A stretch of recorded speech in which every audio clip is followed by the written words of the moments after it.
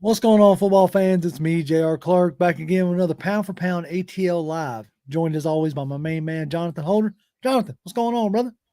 Man, it is a great day.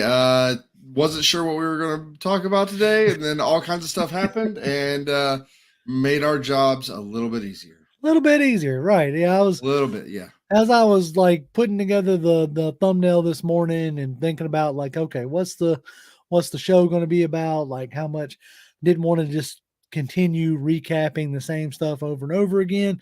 Um, just thinking about, all right, what are some of the things that we're going to talk about? Came up with the idea of like, the final like piece, the starting to like pieces are starting to fall, starting to come together. We're starting to get like what this 2023 version of this team is going to look like. And then with the coaches, or not coaches, but the owners meeting going on out in Phoenix, we were starting to get some interesting sound bites today. And so I guess before we get too much into it, I'd like to say, what's going on, chat? How are y'all? Glad y'all are deciding to Welcome, everyone. join us tonight. And I guess might as well just go ahead and get into it.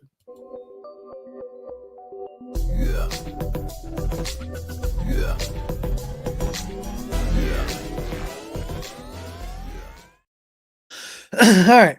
Got my bottle of water, got everything I need to get this thing popping and hopping.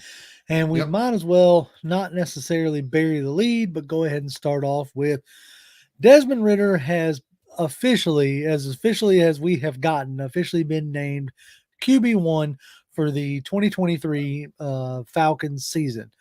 Put to bed a lot of like speculation that a lot of us had. I think a lot of us felt like that was going to be the case, that Ridder was going to get the chance to play or going to get the chance to start. A little bit out of the bag in a sense, and maybe that's why they have changed their tune, which we'll get into that here in just a minute. But the cat kind of got out of the bag with some of the comments that Henneke made when he was brought on. Talking about like he's just happy to be here to, assist Desmond and all that other jazz. The comments that they may not have wanted him, to make, but cat's out of the bag. Now you kind of get the confirmation from Arthur Smith today at the coaches' breakfast. Basically saying that they foresee Desmond taking a step forward, and that he's going to be the starter in 23. What's your thoughts on that?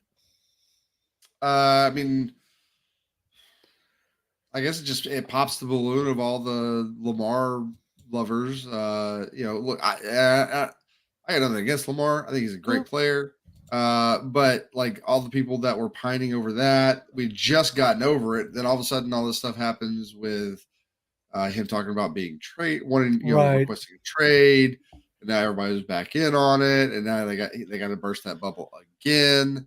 But for me, based on the comments that I had heard from Blank, from Arthur Smith, from Terry Fontenot, this seemed like the obvious, like absolute obvious path forward for this team, in that they have a guy that they feel or that they are comfortable with, they like.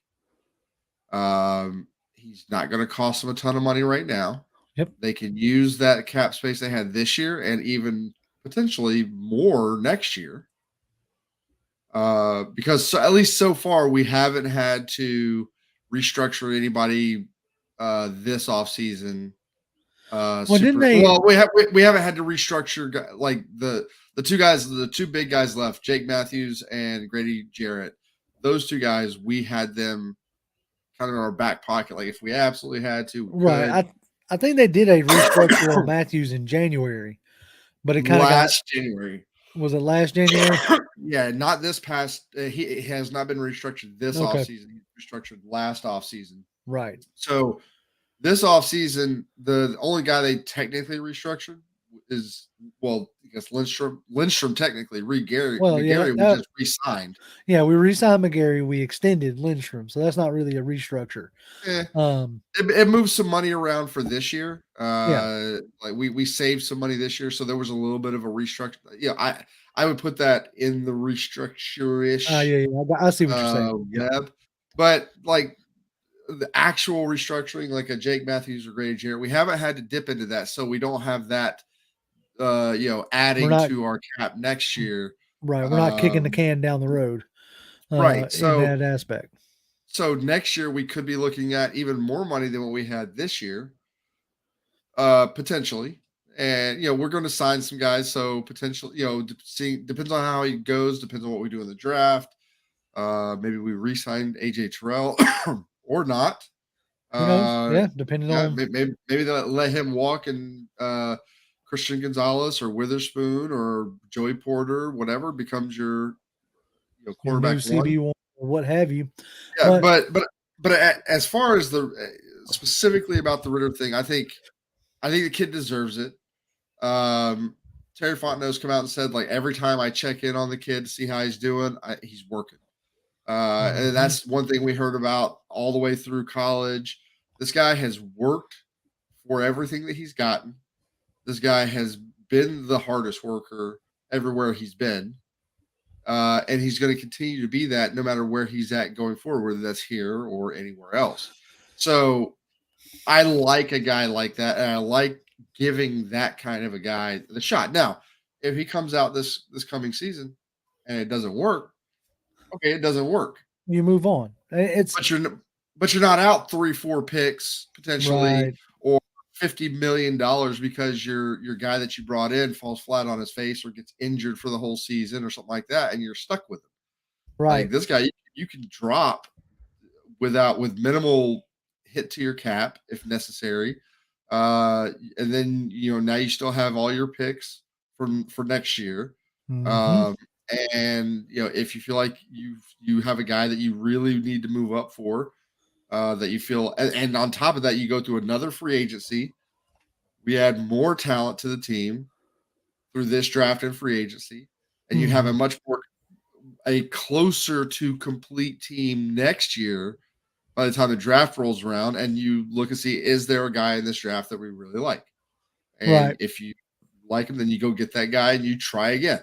But now you have a better team overall. Uncle Steve's Lounge over here says not overcorrect, but they did rework Matthews' contract in January this year.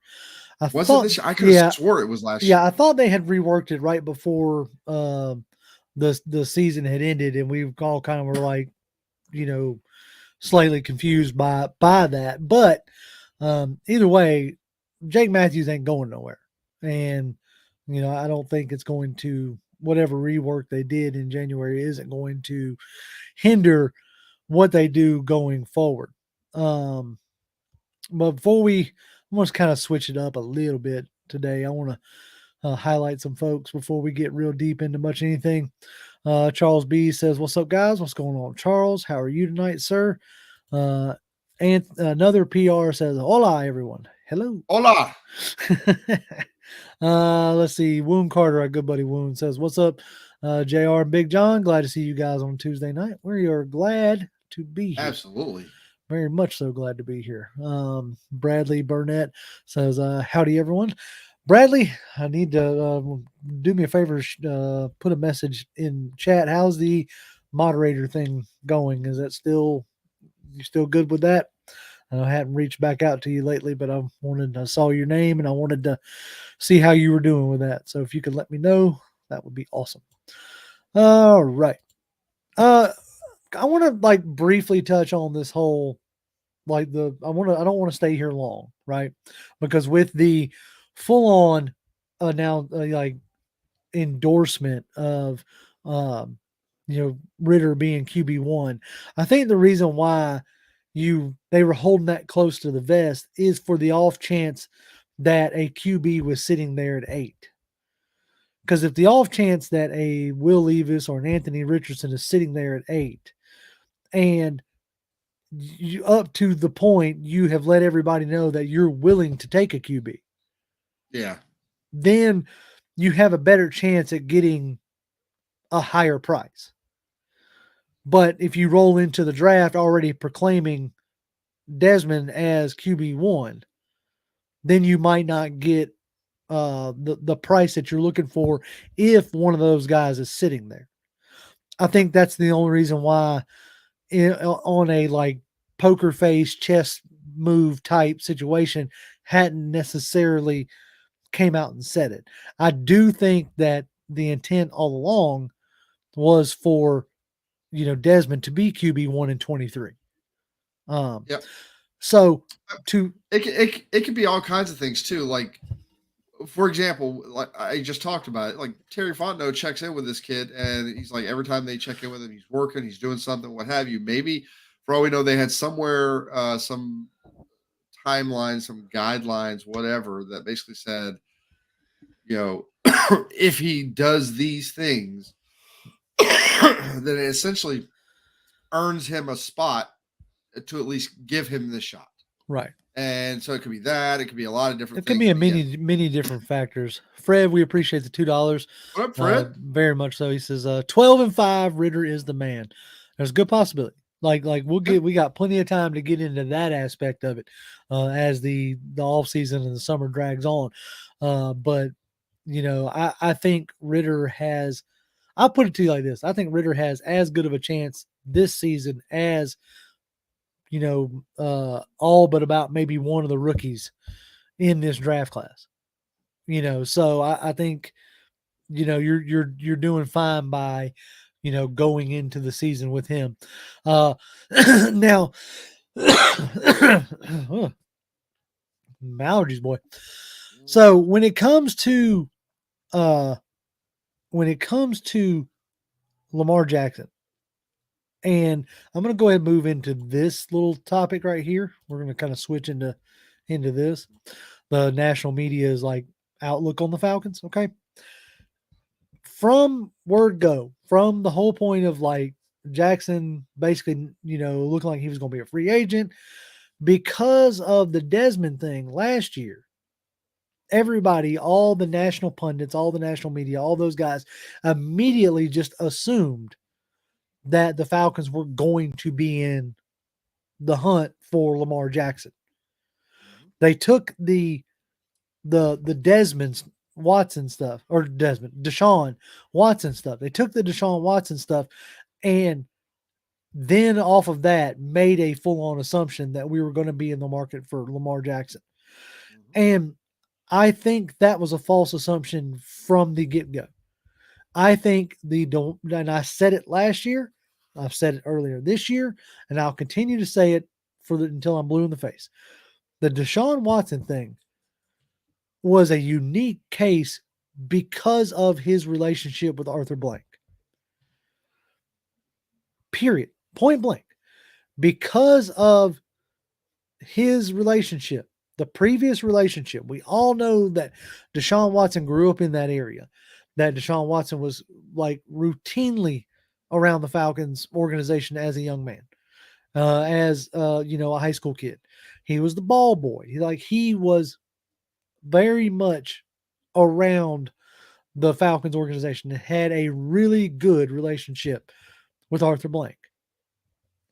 Full on, honestly believe that was the only reason why we were in on Deshaun Watson. Yeah. I can almost guarantee you that they would have went through last year with Matt Ryan as their QB. They still probably would have drafted somebody like a Desmond in the third round and probably would have went one more year with Matt Ryan to see if they could get it rolling. If they couldn't, they would have walked away from him at the end of this past season when it was financially like made more sense for them to do so. And they would have started a rebuild. Yep. I think when Watson called Blank, that sped up all that. And so because of that situation, everybody just automatically assumed we were going to be in on Watson. Now, not Watson, Jackson. So now let's take a look at Jackson. Something we have said a handful of times. And we'll say this piece, and Jonathan, if you want to add something to it, go for it. And then I'm going to leave it be. Probably not going to talk about Jackson anymore. But there's this like little snippets going around today talking about how much sleep and stuff like that was Jackson getting and his nutrition. And I first saw that as being odd. I was like, why do people care about that? You know? And then it dawned on me. How many practices did he miss last year because he was sick? Like he missed a lot of practices because he was sick. Now he'd play in the game, but he'd miss the practice because he was sick. Now you couple that with missing. Is he pulling like an Allen Iverson? Man, we talking about practice. I don't know. But now you add being sick, you add missing like 10 or 13 games the past 2 years.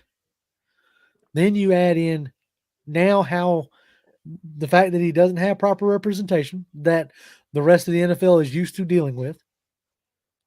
And now you add in some of the antics that he's doing right now. He's not helping himself. Yeah. Like basically negotiating in the media. Now, maybe he feels like he needs to. But if you're an outside organization looking in, you take all those, then couple with wanting a fully guaranteed contract, which is not something the NFL wants to do. Not in a league that has a hard cap. This is not baseball. Yep. This is not basketball. Both of those leagues, you could pay a luxury tax if you go over. Yep. Teams are willing to do so. The Yankees, the Lakers, the Dodgers, like those teams are willing to go over the luxury tax. Their leagues are a soft cap league. If we transition to a soft cap league, then I would fully understand like starting to hand out guaranteed contracts. Yep. Okay. So the league don't want to do that. They don't want to hand out guaranteed contracts because two things, hard cap and loss of control. Like full on, right? Loss of like the power then shifts to the players. And everybody wants to, and you say stuff like that, then like people are just like, well, that's collusion if the league doesn't want to do it.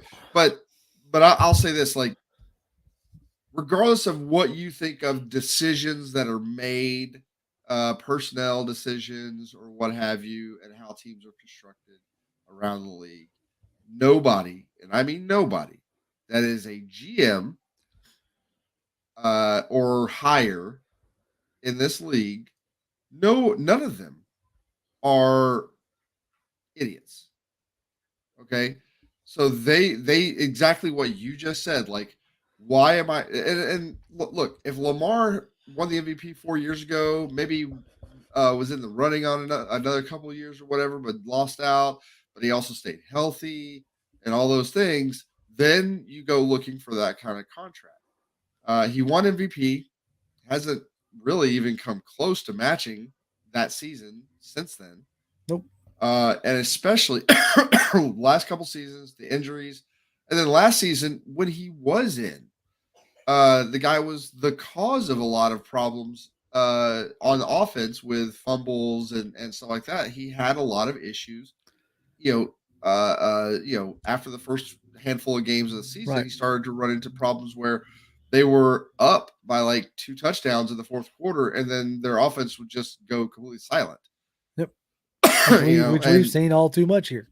Exactly. And so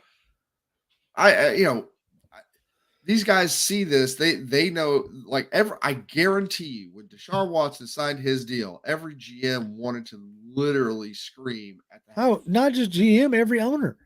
Yeah. Wanted to like wring Jim Haslett's neck for doing that. What are you doing? And it's a bad look too, because look, if you're going to give that kind of contract out, if you were going to, okay, you don't give it to a guy for two things. You don't give it to a guy that hadn't played in a year. Yep. All right, so you don't really 100% know exactly where he's at. Okay. And 2, you don't give it to a guy with his kind of character issues. That's it. Okay. Yep. That's just me personally. If you feel differently, that's up to you. And I'm not going to hate you for it or anything like that.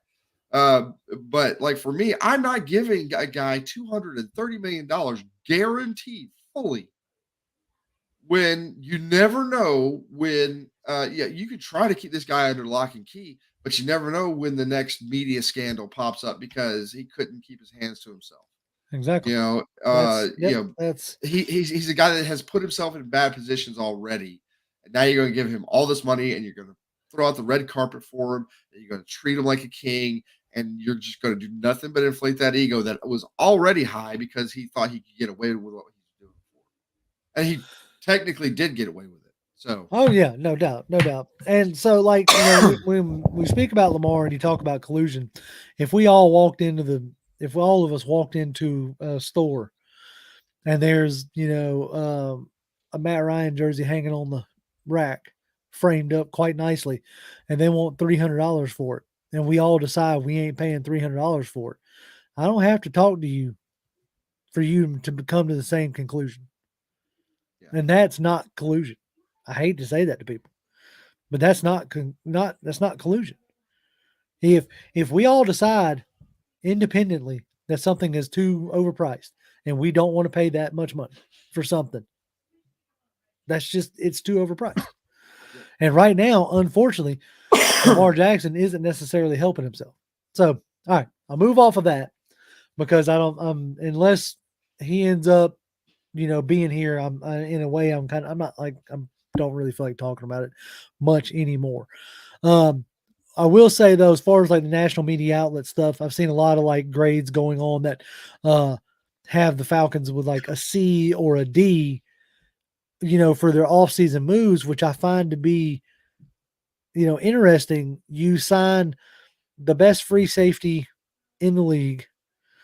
You extend the best right guard in the league.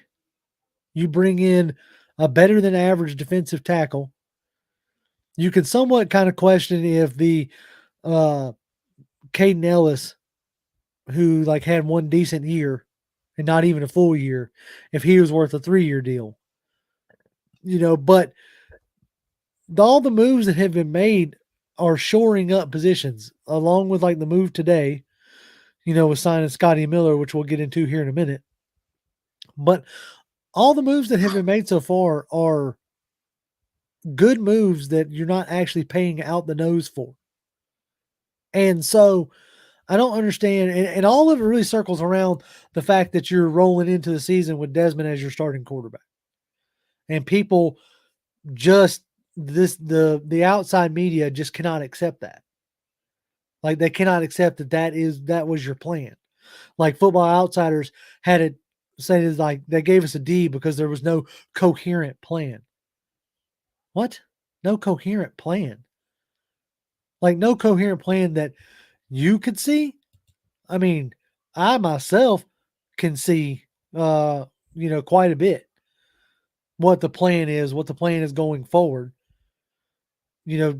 If your whole thing is rested on the fact that they didn't go after Lamar, or they didn't trade up to one to get a quarterback, like that don't make any sense to me. John, you're muted if you want to unmute yourself before you start talking. Nope, I'm good. Okay. But like, yeah, like Fred, I love Fred. He says the media always hates us, JR. Look, the media hating us is the reason why I'm sitting here talking to y'all. Yep. Millie says, hold up, JR. Bates is probably second, but I don't know about the best free safety in the league. Derwin James plays that position too. Okay, look, Derwin James he's on a different level. Sorry. I don't know if I really consider him a free safety. Maybe I'm wrong. I don't watch a ton of Derwin James, but I know Derwin James is a really good safety. I thought he was more of a like strong safety type. So fine. You could argue that Jesse Bates is one of the best. I'll amend my statement here. One of the best free safeties in the league. Yeah. Like, So look, of the guys that were available ah, at free I like that. safety I like that. this offseason, he was the best. He was the best, and and arguably, you could look at free safeties around the world, around the league, and say he's top three. So Right. you got a top three free safety in the league in your offseason. And now the reason, because he signs with the Falcons, if this guy had gone to Dallas, if Dallas. he had Oh yeah. gone Yep. to San Francisco, if he had gone to Cleveland or whatever, everybody been like, "Oh my God, this is an amazing Yeah, signing." best thing in the world. Comes to Yep. Atlanta, it's like, Meh. eh. Willie Dog tips $5, which we appreciate greatly. He Thank you, says, Willie. we'll catch the replay after work. Thank you, sir. He says, thanks for the healthy dose of content. We try. The national media can't hold a candle to the in-depth analysis P4P brings. We try, and to bring is like, the whole old fair and balance kind of thing. We call it Yep. crap when we think it's crap, and we try to call it good when we think it's good. And I don't understand how you can look at this, what we have done, the moves that we have made, and try to say it's incoherent. Yeah. Like that really kind of almost struck me as lazy, especially from Football Outsiders. Like, Well, it's because we're not trying to be the Chiefs right, or the Jaguars or the whoever else you want to the Eagles. We're not trying to be those teams. We're not trying to build a team that's going to throw the ball 45, 50 times a game, that throws for 500 yards every game and scores four touchdowns through the air. We're building a team that wants to hit you in the face. And then when we're done doing that, we're going to hit you in the face again. right. And we're going to keep doing it until you give up. Like that's the kind of team. Now, whether or not we end up being that team, we'll see. But based on the signings that we've done up to this point, like past couple seasons, the drafts that we've done, the free agency this year, we're looking to be probably more of an old school type team. We want to run the Look, ball down your throat, and we want to stop the run and hit your quarterback and make you beg for mercy. this That's what we like want to do. right. Football is a flat circle in a sense. Like concepts come and go. It's the punch and counter punch of this league. Like the offenses have went to spread out, shiftier, faster receivers. Defenses responded with Deion Jones style linebackers. So for a handful of teams, this is the counterpunch to lighter boxes, Yep. which is now we're going to run at you with, you know, 220-pound running backs and try to grind you into oblivion. Um, Go ahead. What you got there? Millie, since we're not getting Lamar, let's start a new campaign. What's up with Jeffrey Simmons? I, I, Dude, I take that. Like, if you're going to be handing out, if we're going to be shipping off draft picks, give me one of the better interior 25-year-old defensive linemen who are absolute studs. I'll take that all day long. I think if we do anything like that, it'll be post draft. Oh yeah, I So, think yeah, so because they'll so so we give up anything next year. right. Okay. Atlanta GA Faithful says he did a video on Joe Gazzanio, uh, um, the defensive Chargers, end, or yeah, the Chargers. defensive end guy. He's from the best I could tell and what I've seen, he is a depth signing, that one of those low risk, high rewards type deals. Um, if he comes in and can give you some production, then awesome. But he's, if I ain't mistaken, like he's 6'2", 6'3", 280 something pound defensive end. Like Yep. he's the first like big defensive end that we have signed, that we all felt like Nielsen was going to gravitate towards from his days. He says, how old is Joe? I think he's only 26, 27, 26. Yep. Atlanta GA saying 26. That's what I was thinking. He was on 26. But yeah, there's a growing consensus that the first round pick will probably be a defensive end, if not a cornerback. And so I would imagine somebody like, Isaac Crime saying, Tyree Wilson and Keon White in the second. Either one of those guys, like if Wilson's sitting there in the first, unless they just absolutely love Christian Gonzalez or Devon Witherspoon. I could easily see Tyree Wilson being the pick. He fits the mold that. And I would take Keon White in the second Oh, in a dude, all heartbeat. day long, all day long. Now, as far as like grades, you're trying to give a grade before you ever even get to the draft is hilarious to me. But B, anybody who like typically speaking, anybody who wins the off season grading tends to not fare well in the season. So I'll take the D's and the C's as far as that is concerned. Let's see. Tony Rice says, did either of you hear that we signed free agent and former Tampa Bay slot receiver Scotty Miller an hour ago? So that means Zacchaeus will not be back with us. You must be following me on Twitter. Good there, Tony Wright, because we did sign Scotty Miller. And what I think that does provide more than likely is that Lamine Zacchaeus is probably not coming back.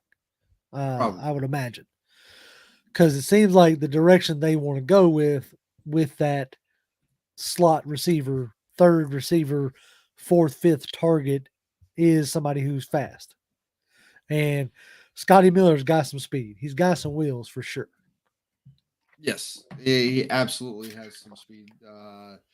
Like when I saw him pop up, I was like, oh, okay, that could be your you got the redwoods out here, and we're gonna get the little spruce bush in between them. But yeah, he's the he's that guy that like everybody's so concerned about Pitts and London and John Smith and all that your safeties think you're going one way. This guy pops you over the top.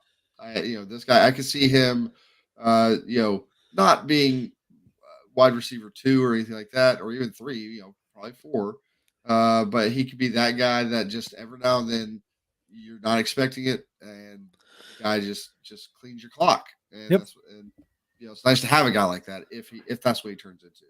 Exactly. Like he's a guy who just, could pop open, grab an underneath slant and, house it from pretty much anywhere on the field because of his speed, which Yeah, is pull a Demir Bird like right. Against Carolina. Exactly. And that's what, at to this point, that's what this offense was missing. And it seems like, last year they were trying to add the Thunder with guys like Drake London, guys like Tyler Algier, even bringing back Janu Smith this year. You're adding that Thunder, and now you're trying to bring it back with some Lightning.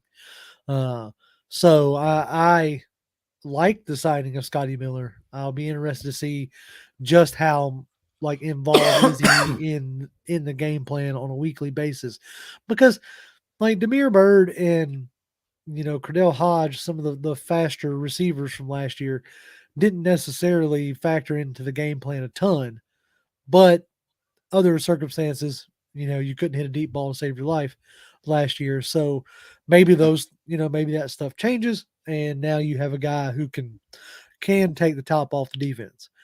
I still expect them to add a speedier running back as well. Like there was mentioned today that Kendry Miller out of Eastern Carolina, I believe, had a top 30 visit with the Falcons, along with last week Tajay Spears. Those are some of the two faster running backs in this draft coming up. So I would still very much expect them to add a speedy back in the backfield to go along with Tyler Algier. Let's see. I actually kind of thought that was funny. Tony Wright says, and former Raiders / Falcons receiver Brian Edwards signed with the Aints. They can have it. Yes. Because last year, if he couldn't get on the field and make a catch, then yeah. I mean, he gets reunited with Derek Carr, somebody who's a little bit more familiar with him. So who knows? Yeah. Keaton Yeah. Mitchell. I think I said something else. It's Keaton Mitchell. Thank you, Yeah. Nathan, for catching me there. So, but yeah, I was, I'm encouraged by the Scotty Miller signing. It's going to be cheap. So it's a cheap signing, which is what I think we're going to see a lot more of. If well, I say a lot more, but I mean, hell, we're at the point now where I think we got like one or two more signings that might happen, and then because I think Rashawn Evans, because Terry came out and basically said, "Hey, we're trying to bring him back." Right. So let's that may happen, and then you're gonna have the draft that's gonna bring in potentially up to eight guys, maybe less if we do a trade up scenario or something like that. Like personally, let's say my perfect draft. And I talked about this in a video that you guys haven't seen yet. But the spoilers. My perfect like opening night draft is Jalen Carter falls to 8. We pick him up. And then we go the rest of the first round and we somehow get back into the first round in like the early to mid 20s and we pick up Jahmyr Gibbs.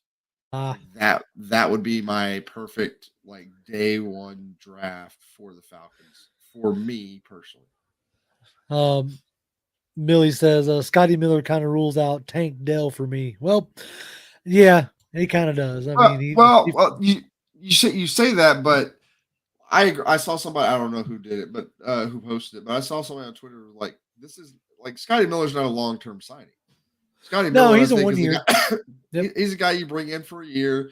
If you want a guy like a Tank Dell that then you bring him in, if you were to bring him in this year, he can learn from a Scotty Miller, a guy who's been in the league for a few years, and that can help him so that next year when you don't have Scotty Miller, Tank Dell becomes your Scotty Miller. So possible. There's all kinds of things. King says this is going to be a short pass and run the ball team to tear down defenses and waste clock. Also, it won't put pressure on Ridder right away. Arthur is going to try to play shootout. I don't know if we might be thinking different things. I think he's saying Arthur isn't going to play shootout. That's what I'm thinking there too. Now, that's what we thought we were going to get last year, right? We thought we were going to get a team that was more like the short intermediate passes, and it just didn't really necessarily develop a ton. Now, again, different QB situation, but it really seemed like it was more of like the passes were more of the 10 to 20 yards downfield range, which is more the intermediate passes. It seemed like a lot of the targets were designed to pick up that kind of a chunk, and then they were just going to try to grind you down with running the ball. Now I don't know if that changes with a full off season of Ridder being in the fold as your starting quarterback. He the passing definitely looked better the last 2 games for sure. So I don't know if it will open up the passing game come next year, but I know he's not scared to pass the ball because he even said himself the year before, because he was talking about Arthur Smith was talking about Kyle Pitts, and he was talking about the year previous, they threw the ball almost 200 times more than, I think it was like 150 times more than what they did last year, obviously because you had Ryan as your quarterback. And I think now with having Jonnu Smith in the fold, who can give you, that inline blocking, I can envision where you're going to possibly have Pitts in the slot or split out wide more than like you did in his rookie year. But in his rookie year, you remember we had Lee Smith. Like you had a lot of 2 tight end sets, but you had Pitts split out wide with Lee Smith in line because Lee Smith gave you the blocking. So, you're muted again. God bless it. Yeah, come on. I'm trying to make sure I don't cough into the mic, and I totally got it. No, you're doing it. But no, what do I? I don't think he's scared to pass, but I No, think in a perfect world, like not as extreme as this, but he kind of wants to be what the Yellow Jackets were when they had Paul Johnson. Paul Johnson didn't want to pass the ball, obviously. right, Yeah, I'm not saying we're going to run the triple option. We're not doing that. But his philosophy was when I do pass, I want it to be extremely impactful. right, And I think a lesser version of that is what Arthur Smith wants. He wants to pound you with the run, get you, pick up some first downs here and there with some short passes. But then like he wants to pound you, play action, and then take his shots. right. Like that's what he wants Yep, for this. And you know, I hope he's able to do it. I hope we're able to do it because I really like that. Because it reminds me of when we went to the '98 Super Bowl team. That's what they were. They were Jamal Anderson. You're gonna see him all day long, 350 whatever times it was in that season that he ran it, and you're gonna get so tired of seeing this guy that you're gonna put 9, maybe even 10 guys in the box to try to stop him. And when you do, we're gonna play action, throw it over your head, yep. and that's what we're gonna do. And teams knew we were gonna do it, and we still beat them. Yep. So And that's like, that's the thing is like even this past year, like there were times like from the Browns game on that you knew all they were going to do is run the ball, and they couldn't stop them. And I like that aspect. Millie says, but none of them other tight ends was Janu though. They scared nobody, and that's going to be the difference this year. I really feel like Janu is one of the more underrated moves so far because like even today when they were talking to Smith, he brought up Janu and he views Janu like where he can line him up anywhere, like yes, legitimately line him up in the backfield. He he said, did it. right. That's what I'm saying. He commented, he said, you know, for us, Janu is like, a running back, a receiver, a tight end. Like Janu is a chess piece. I keep telling y'all people this, and I know y'all, ain't none of y'all like discrediting me, but I keep saying it.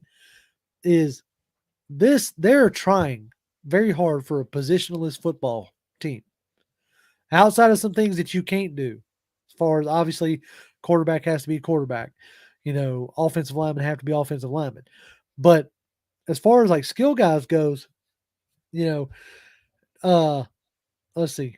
Nick says, and I'm not picking on Nick. I've just seen this a lot. Like, Nick Bangalore says, Ragon's game planning sucks. See, this is where I disagree, and in my downtime, I'm doing a research project that I don't know what's going to come of it yet, but I I literally, and I'll pull it out right here. This notebook right here. Like I literally drew out and not charted, literally drew. I'll open it to one so y'all can see what I'm talking about. I literally drew every play that they ran against the Bucks last year in week 18. Legitimately drew every one of them. Now I'm a game and a 49ers game. I want to see because I don't think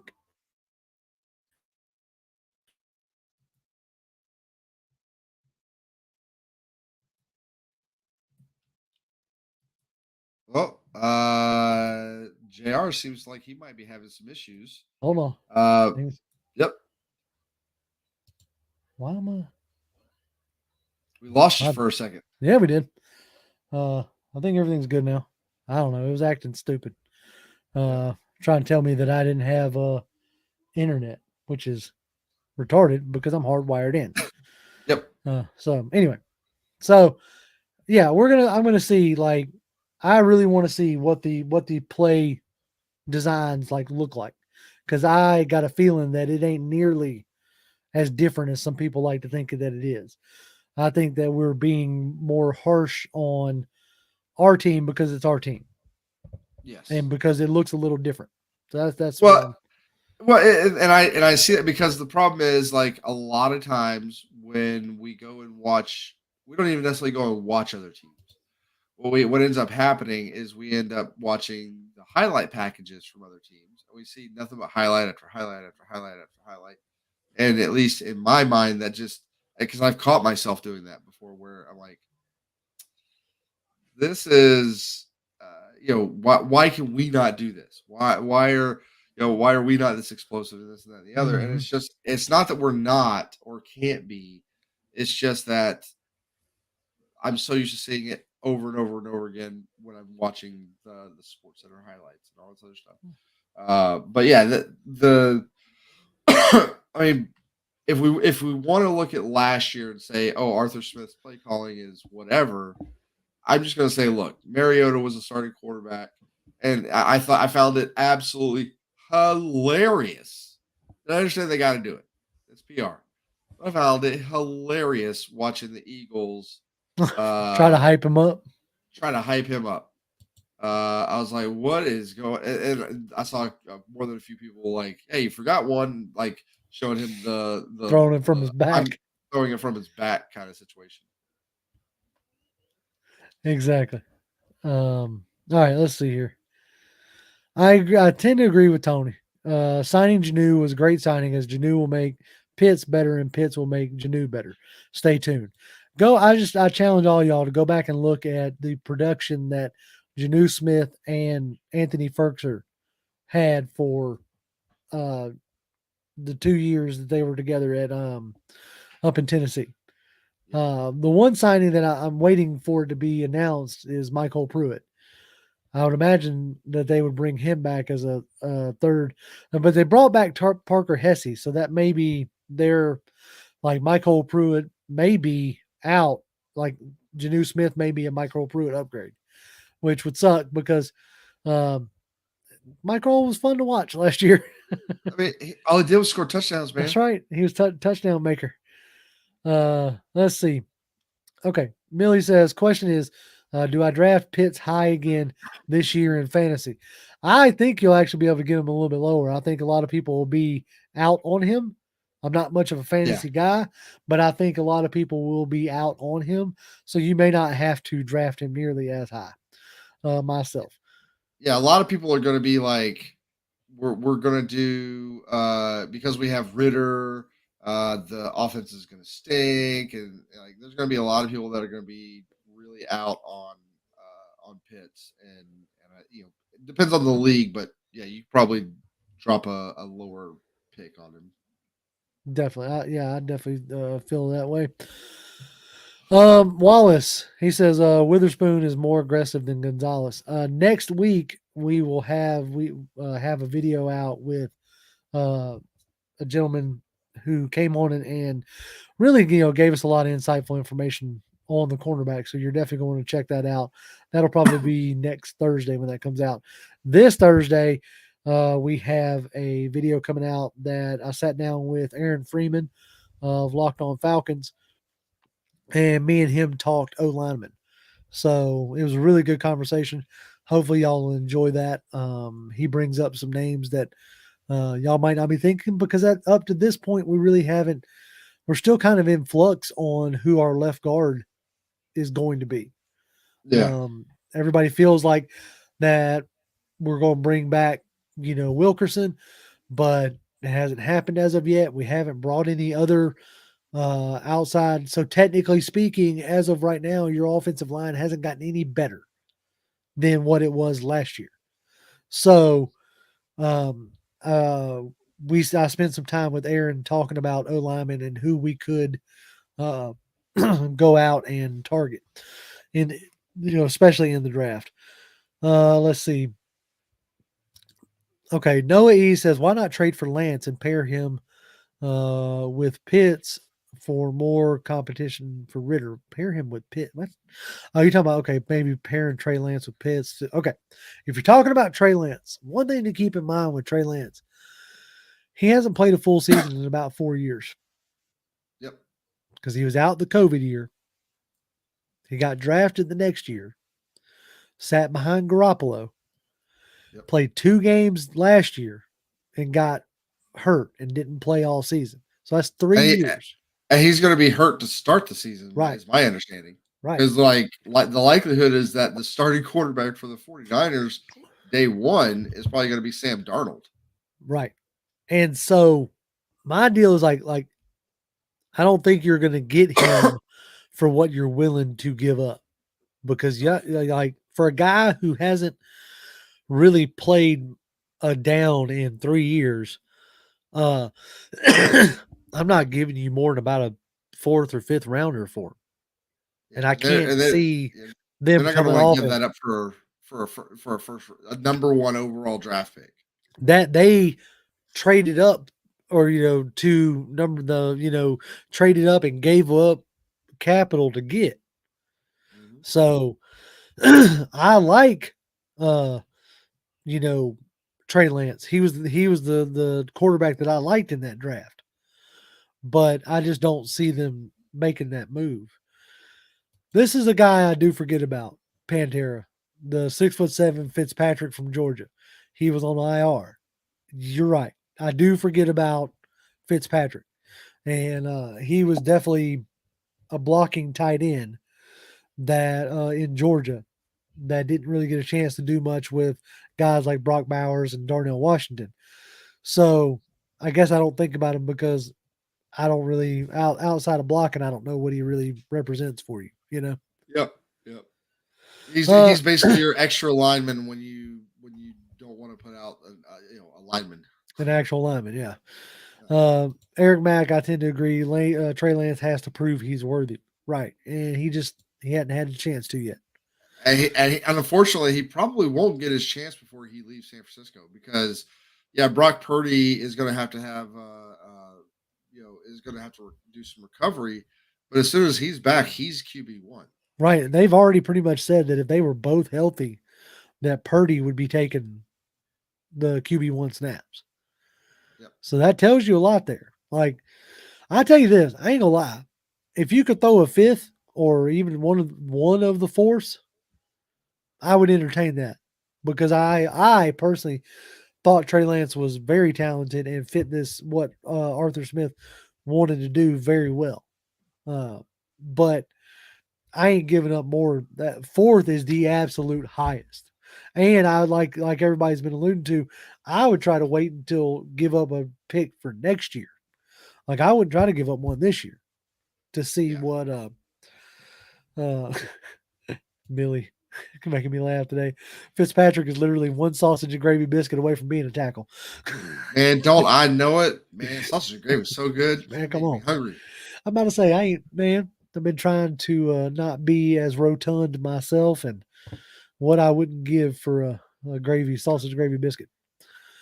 Um, Blue Precision says, I think Ridder is going to turn out to be special for us. He's slept on. I think he is very much slept on. Like, I keep Yes. saying it, and people think I'm being negative, but I could easily see Ridder, his floor being Kirk Cousins.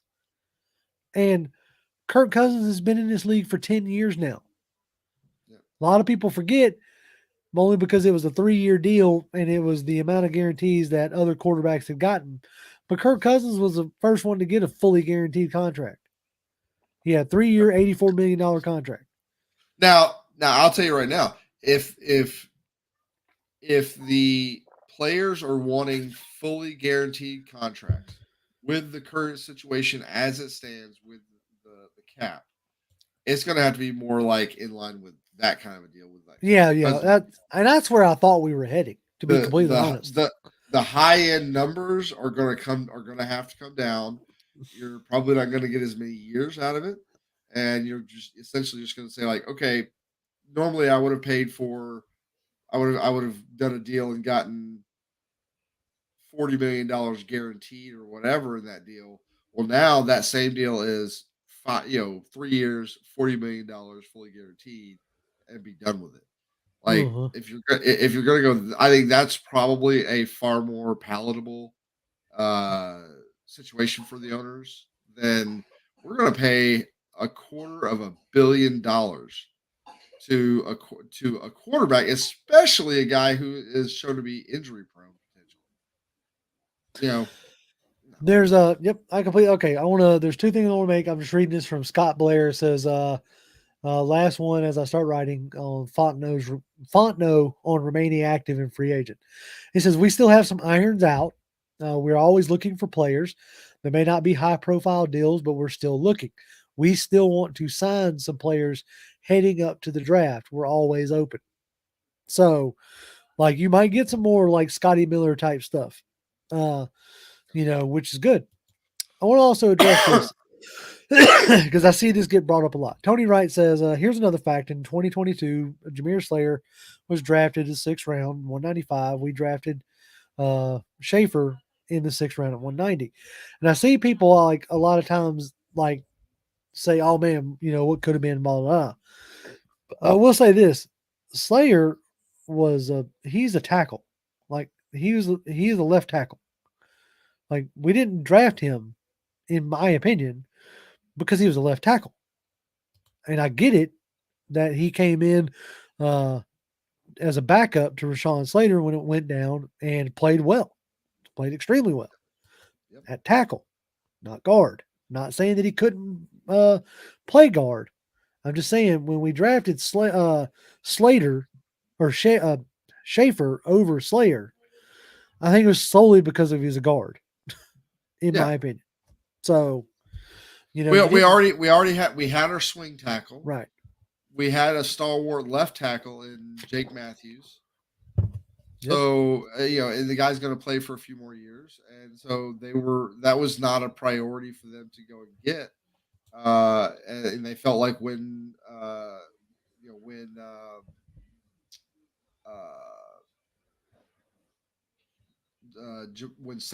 Sailor, when he went, on their board, somebody else was BPA.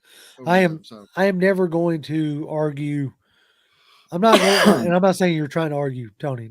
Please don't think I'm saying that. But I'm never going to like argue over 6th and 7th round players. If one of them hits, then awesome.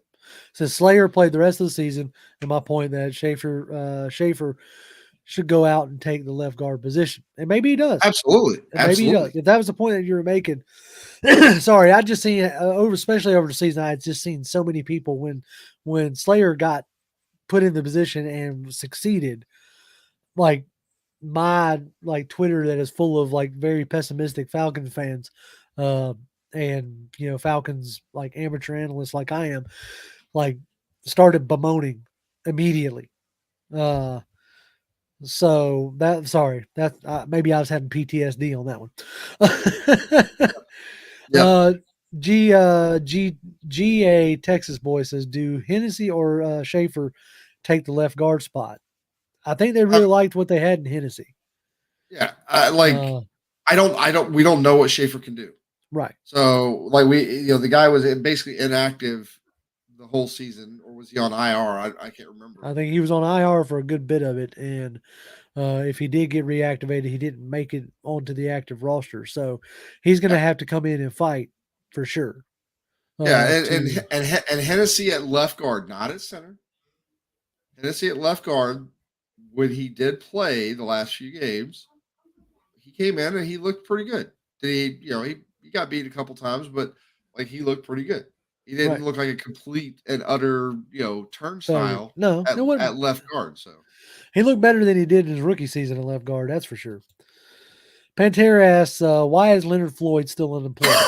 After the draft, a team that missed the DN roulette will go get him, though. I think he's still employed possibly because, he's wanting too much money, but I think this is the bigger thing. Floyd benefited from having Aaron Donald, just like Dante Fowler benefited from having Aaron Donald. And teams probably know that and see that, and he may be thinking that he's worth more than what he really is, in my opinion. He would need to go to someplace probably like if he doesn't have Aaron Donald, he's going to have to go to someplace like probably Philadelphia. Yep. And he'll blow up there because he's got Fletcher Cox. He doesn't have Oh Javon yeah. Hargraves anymore, but they're gonna, they still got Davis that they drafted. Yep. And he's going to probably be a guy. So because they don't apparently when they draft guys, they always pan out, and just it's infuriating because it seems like they've always had some stud defensive tackle guy for like the last, I don't 40 know, years.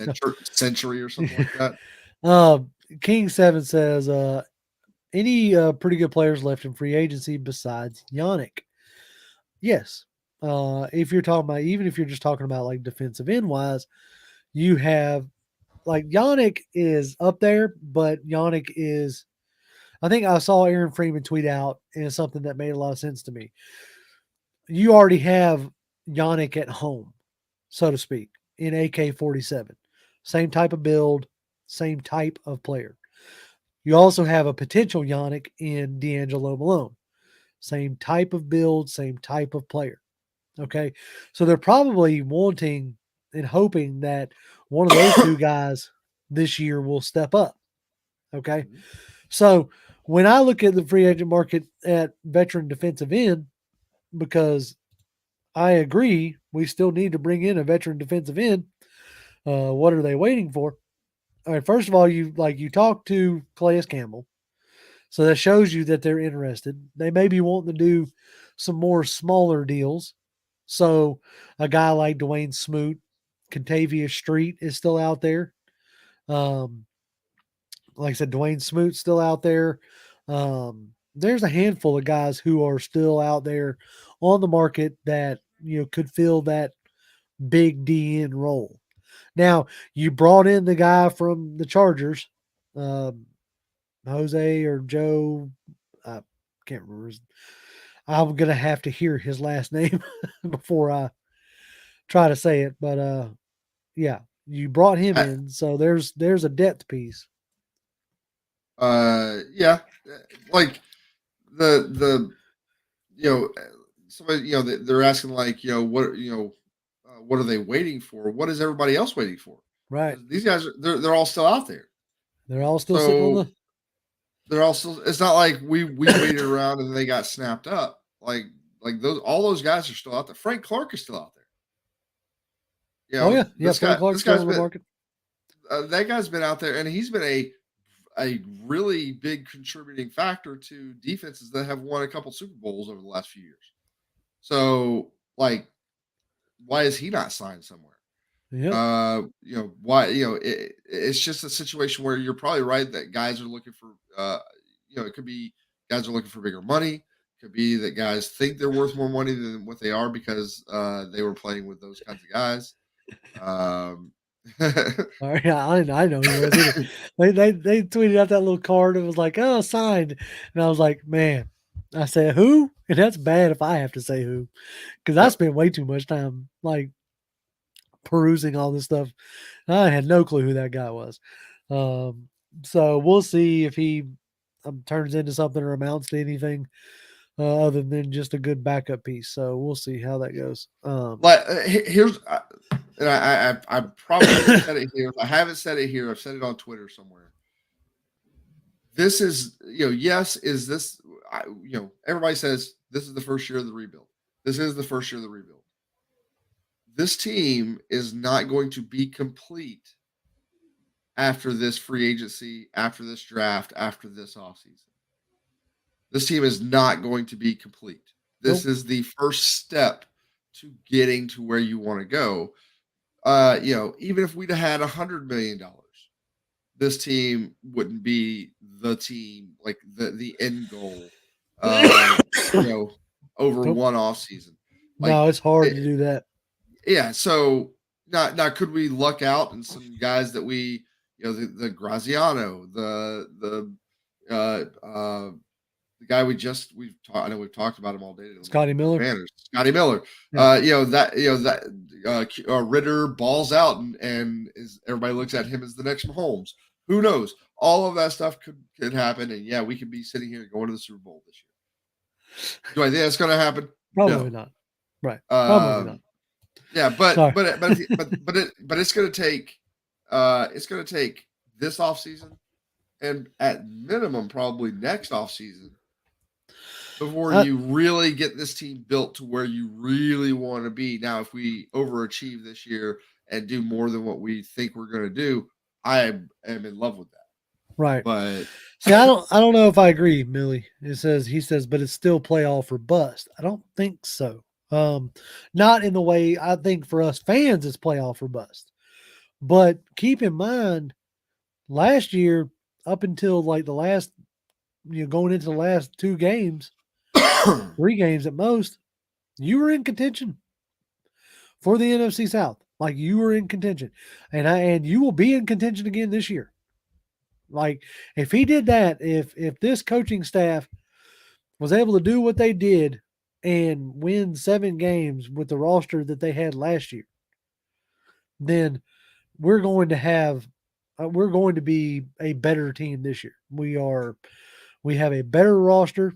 Uh, Jonathan's not negative.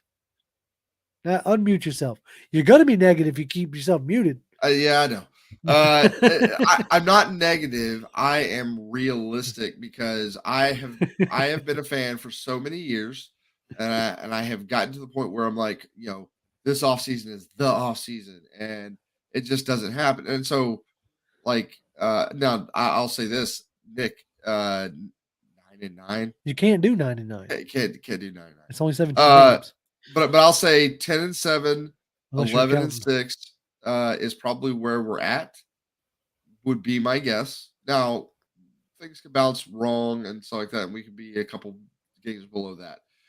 I'm But gonna say I'm gonna predict initially before the draft, before I see anybody on the field. Now, and just like always, just like last year, just like the year before, I've reserved the right to change my mind. Okay. yep, But as we sit here on, oh, good Lord, it's 3/28. I didn't even realize that. Ugh. Anyway, yeah, as we see here on the 28th of March, I'm going to say that this is going to be Arthur Smith's first winning season. Like he's won 7 games past 2 years. I think this year, whether that translates to us to being in the playoffs, winning the NFC South, I don't know at this point. But I could easily see this being, you know, the 9-8, 10-7, range. Now, I'm going to make a concerted effort to go to every practice that I can, every preseason game that I can, so on and so forth. If I come out of them like I did the first year Arthur Smith was here, and I watched that O line and how bad it was and everything else, if I come out of there and going, oh God, we're in trouble, then I reserve the right to change my mind. But as I sit right here right now, with the moves that we have made, I feel like I am with you. Okay. So it's winning season or bust. I yes. think so. I think that we get a winning season this year. Well, I just look at it as we were so close. Like literally, if 3 games last year had the ball bounce like hell, even the last in the last 4 games, you look at against the Saints, like we were driving on the Saints to possibly go ahead or win that game, and Drake London fumbles the ball at the end of the game. Right. Okay, but there's literally probably 4 or 5 or 6 more games that if the ball just bounces a little bit differently for us instead of against us, you're looking at a team last year That had a winning that had that would have had a Mariota that would have probably had a winning season, wins your division, and goes to the playoffs. yep. Probably doesn't do anything there, but they go No. to the playoffs. But It, but that's with that team last year with the deficiencies we had on offense. And all I can tell you is what I saw when Ridder came in from game 1 to game 4. By game 4, that offense felt like it was hopping. yep. Look at And that was the what. Chargers. Yeah. Oh my God! The Ugh. the second Panthers game up there in Carolina. Oh God. Yeah, Like that was horrible. yeah, Nobody wanted to win that game. And yeah. like you take the Chargers game, the Panthers, the second Panthers game, and then if your defense was able to hold a lead in the first Saints game, Yep, that's 3 wins right there. So yep. it's not a stretch for me to sit here today and tell you that I think we're going to have a winning team. You're going to have a quarterback who is far more competent in throwing the ball. You have a receiver who was coming on strong at the end of the season. You have your freak of nature tight end that comes back and is everything is projecting for him to come back and be just fine. And then you're adding guys like Mac Hollins, who should be a far better wide receiver too than you know Cordell Hodge, Demir Bird, or Brian Edwards or Alden Tate. And then you just added Scotty Miller. You added some speed. Again, this is all before the draft. Like we're going Yeah, to add more players, and they're probably Terry Fontenot himself alluded to probably going to sign some more smaller deals before we even get to the draft. So, all right, Millie's demanding a lot of my time today. You're gonna have to send me a check there. We're doing a lot of like therapy there with you, Millie. Anyway, I know. he says, quick question I've been asking everybody: how should you feel about DR4 if Heineke beats him out in camp? Does Ritter still need more time then? It depends on what your definition of beating him out in camp. If every time Ritter drops back, he's throwing an interception in camp, and Heineke comes in and is looking smooth, they better start Heineke. Like straight up. Yeah, I'll sit there today and say that. I don't think that that's going to happen. But if Heineke comes out there and looks like, or if Ritter comes out and looks lost, dazed, confused, and like absolute garbage, then yes, that's why you brought Heineke in. yeah, So they better, they yeah. better start Heineke. But I'll say this: like one of the But things, one of the things that I've noticed is, so many people talk about, I guess the thing that with Ritter that a lot of people online have have against him is he's not flashy. He has all the physical traits, like the guy, the RAS scale or whatever. The guy's up there. He's like 9.4, 9.5 or something like oh yeah, that. he's got everything you So want. he's got all the physical traits there, but he's just not flashy about it. The biggest trait with him coming out of college was like his processing, like Uh-huh. how quickly he processed things.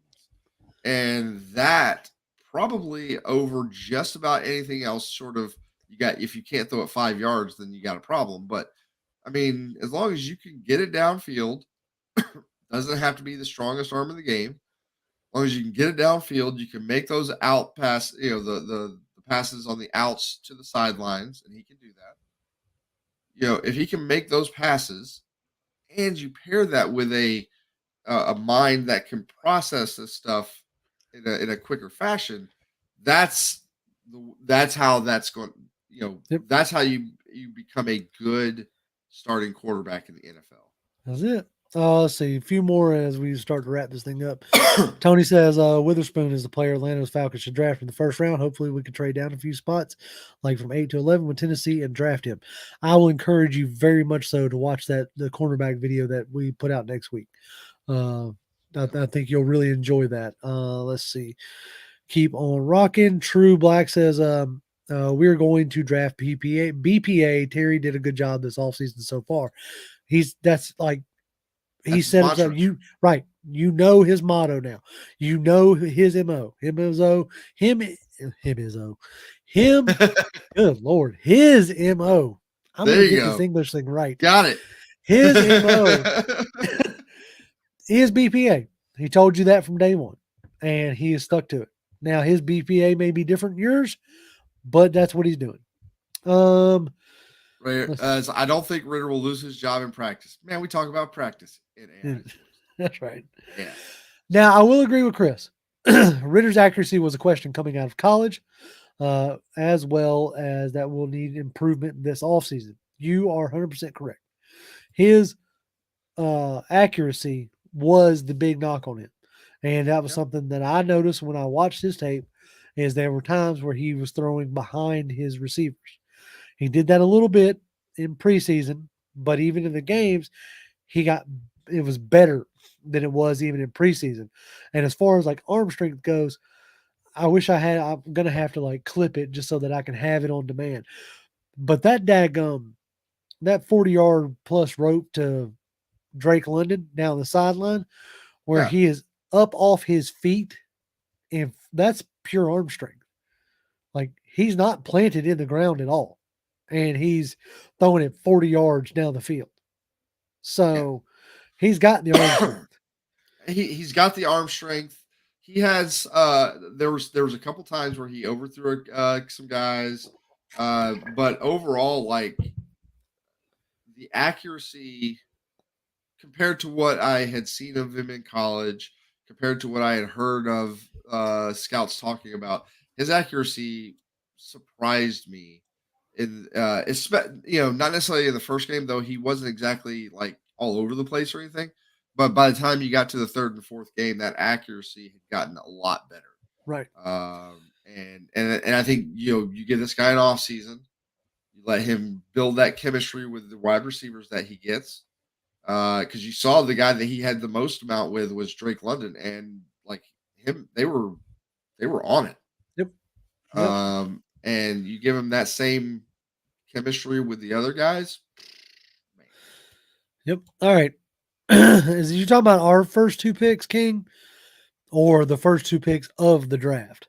Because if I'm going first two picks of the draft, I'm going to have to echo Pantera with Young and Stroud. Well, I got it going the other way, Stroud and then Young.